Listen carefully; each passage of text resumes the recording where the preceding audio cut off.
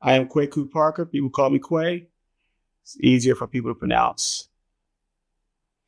Impactful moment in my life was when I found out my son was going to be born. And I was a college student and I was 19 years old, and I was scared and wondering what I could possibly provide this young person with, this child with, what I could possibly contribute. I feared all the uh, stereotypes that having a child is in your teens or being a teenage parent, your life was over. And I was determined to make a different narrative or create a different narrative where at that point, my life shifted from all of my personal dreams and aspirations to being, what could I possibly do with my life to show my family that I was not a failure for having a child at a young age, and also having a child out of wedlock, because that's something that my family was not necessarily, it was not normal in my family, but also to show this young person that his father was a man that he could be proud of, and that his name, he was named after me, would have impact because I left a good name for him. So all these things were on my mind at the time as a 19-year-old. That at that point, I wanted to be someone that my son, my future children could be proud of, but more so my family overall could be proud of my accomplishments and what I did. And that one defining moment would not define my entire life. So that's one situation. And he is my pride and joy. Both of my kids, all four of them actually, are my pride and joys. Creativity to me is identifying ways to make the world better or leave your mark on the world. It could be through art. It could be through business. It can be through the way something is done, process. And I like to consider myself an artist, even though I don't have one traditionally artistic bone in my body. I can't play music. I cannot draw. I cannot paint. However, I look at things that I do from an artistic approach, whether it's a process, whether it's a system. I love the idea of being able to take something and change it and put my spin on it and add my imagination to it. So that's where I would say my creativity comes in. I had this weird dream one time that I met a divine being on a spaceship. And this divine being was all light. And with this light, he had this liquid. And this liquid was in a container, and the container was the same size. And he would pour it out across this table that had all these holes in it on the table, but all the holes were labeled with different attributes, whether it was singing, whether it was playing instruments, whether it was analyzing, whether it was all these different attributes over the table. It was like hundreds of holes. And it was all the certain things were grouped together. So the artistic traits were grouped in one area on the table. The analytical traits were in another area. And he dumped the fluid out. And what that told me is that everybody gets the same amount, but it's distributed differently. So when God made me, I think he made me the fluid spilled out all over the table. It's not all concentrated in one area. He really pushed it out there because I have a lot of, I don't like to consider myself a jack of all trades, but I have a lot of skills and talents in different areas that don't seem to correlate traditionally, but they tend to work well together. And that's how I define it. I think I'm a collage. I'm God's collage, his mosaic he put together. You know, I've been told I can make people feel comfortable from all walks of life. I think it's because I view myself through every person's eyes.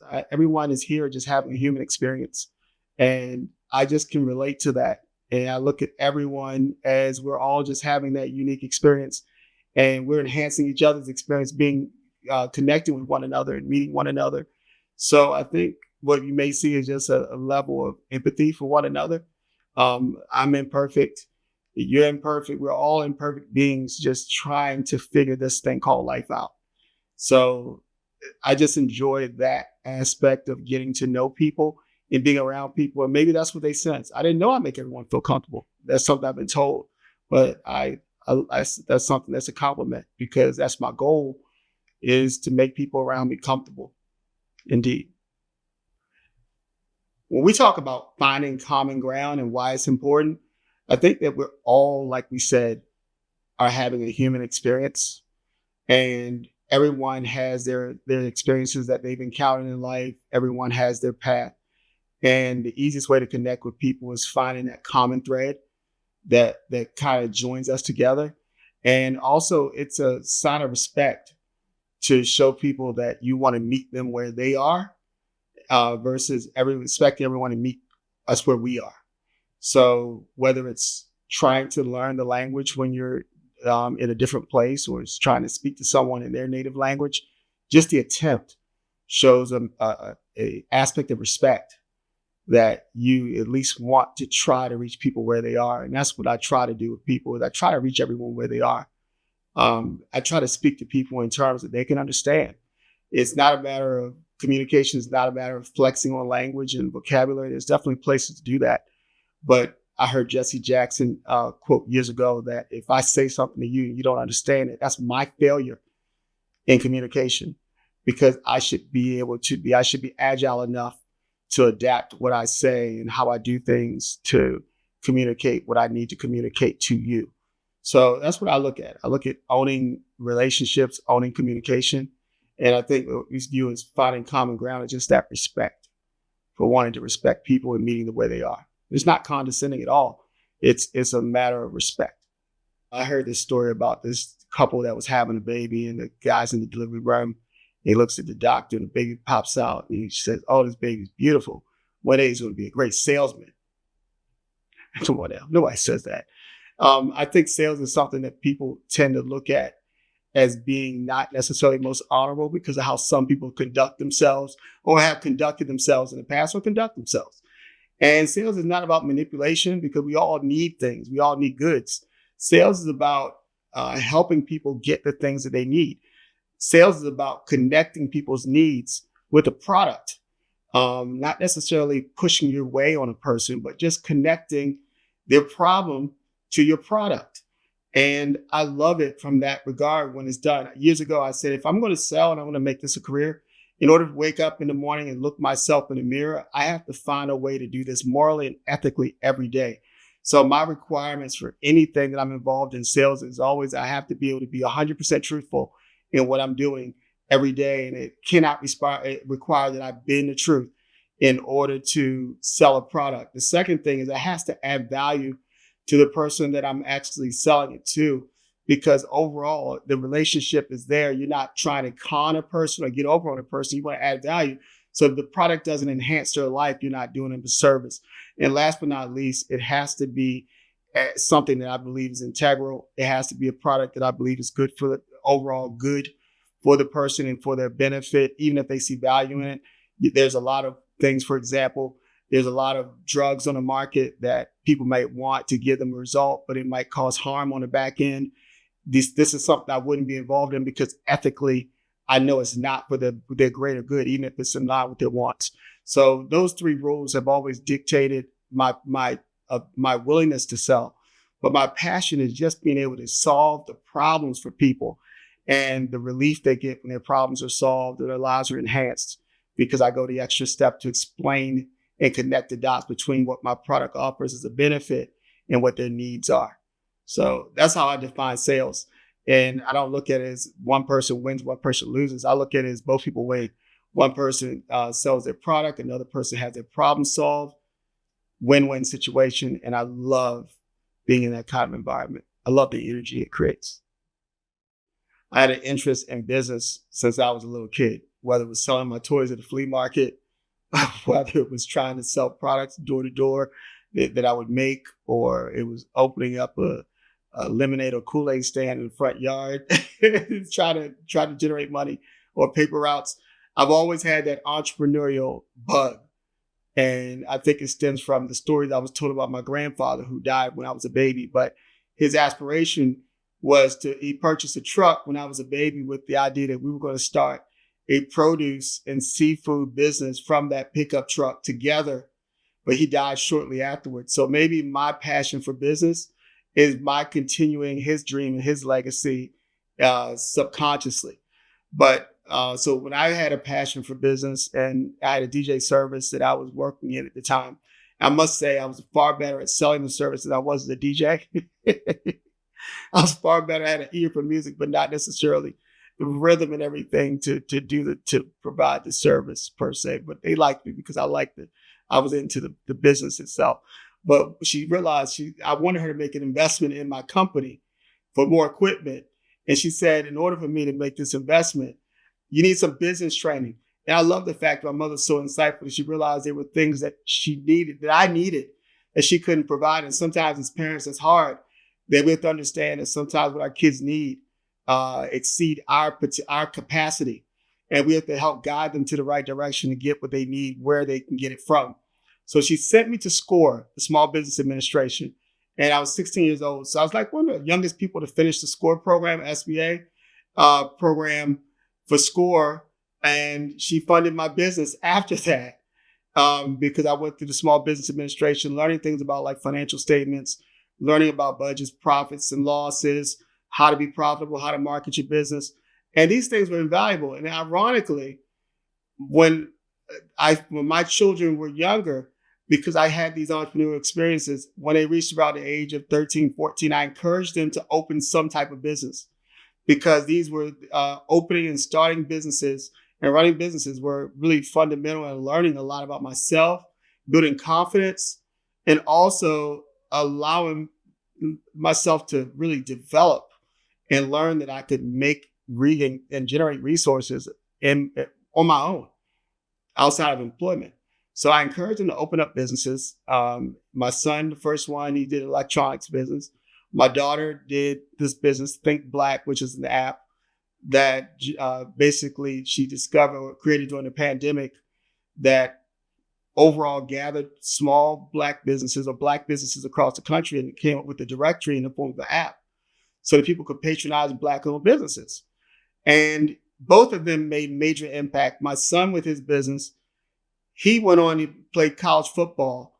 But ironically, when it was time to get recruited for a position after football and after college, the thing that landed him his job at his consulting firm was the fact that he owned a business in high school. And he shared his experiences working with his father, allowing his father allowing him to be the owner and coaching him along the way into business ownership.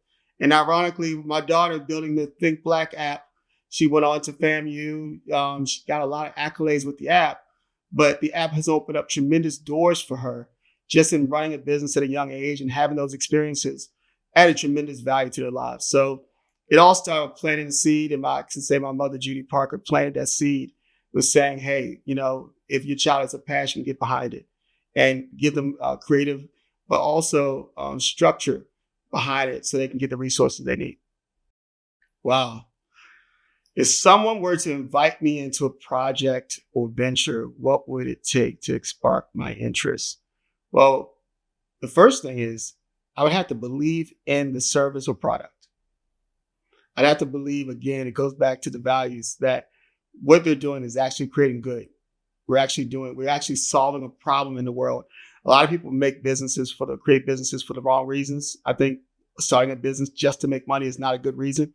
I think that can be the reward, but it's not the reason. I think a business only survives when it solves a viable problem in the marketplace and adds value to the people who are going to consume the product or purchase it. So I would say the first thing is I have to believe that there was a real need in the marketplace, that we're solving a real problem. The second thing is I want to believe that we have a good team of people around that are passionate to bring it to the finish line, because ideas are cheap. Execution is everything. So the question is, do we have the team, the mindset, the willpower to make it work? Or can we build a team? And those are the main things I look for. Resources are easy come. They're easy to come by. I find that whenever you have the right idea in a marketplace and you have the right people gathered, the resources will come behind it. So those are the things I look for. I get excited about challenges. I get excited about big goals. I get excited about the odds being stacked against us. And it just makes me want to win even more, and I love working with people to win collectively because it's no fun winning by yourself. It's no fun working by yourself. I like working as a team. Whenever you gather people together, you're going to gather people from different walks of life, different backgrounds, different perspectives, different ideologies. Conflicts will arise. There will be personality mismatches, etc. But it doesn't mean you can't work together. I think the key is back to that common thread. Everyone has to have just a passion for the overall overarching goal. When people have a passion for a goal, you can work through the differences, you can work through the challenges to get there. Because again, I think it starts with just realizing that none of us have this thing called life figured out. None of us have the right answer to everything. There's different truths, there's different rights, there's different wrongs in people's eyes. Everyone has a different perspective. And being able to understand that and kind of empathize with people and see things through their lens allows you to work with people from all walks of life. So the way I've been able to keep teams together in the past is just recognizing the differences, but not just recognizing the differences in people, but recognizing how the differences complement the team. If everyone thought alike, you wouldn't get the variation of solutions that you get by people thinking differently. So along with that benefit of getting the different perspectives, you also run across challenges. But when you embrace them as being strengths, and you're not looking for everyone to be monolithic in their thinking, and appreciate the fact that people bring different things to the table and think differently, and you work through that, it makes conflicts a lot easier to overcome because you're not coming from a perspective of you're right and I'm wrong, or I'm right and you're wrong. You come from a perspective of we think differently, but we share this one shared common goal. How do we bridge the two and meet somewhere in the middle and get this thing done? Because it's all about the bigger goal. The only time I found you really can't work with people is if they don't share a passion for the goal. If they don't share the values that you have at an organization, that's different. But if they share the company values or organization's values and they definitely are committed to the goals, very rarely can't you work through it. Very rarely can't you work together to get to that common outcome because that's what it's about. It's about winning for the team. AI is not the future. AI is now. And what I think AI is doing is only taking humans to the next level. It's almost like bionics. I remember watching the $6 Million Man as a kid and saying, he's all this, he's amazing because he has all these extras added to his body, which allow him to jump further and jump higher and lift things up that are heavier. That's why we have to look at AI. AI is a tool created to enhance what we already do, getting rid of the tasks that maybe we've grown beyond, stretching us to do greater with it. So, for example, now with AI, what would take weeks to write policies, you can write in a few minutes. But that gives us time to do other things. And the one thing we discount when we look at things is time. Time is important.